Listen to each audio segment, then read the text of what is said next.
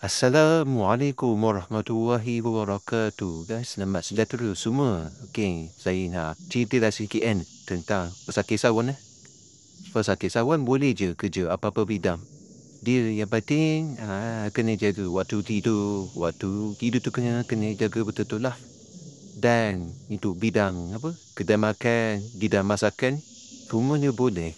Boleh cubalah. Bukannya semua bidang masak pesakit sawan tu boleh pergi kan.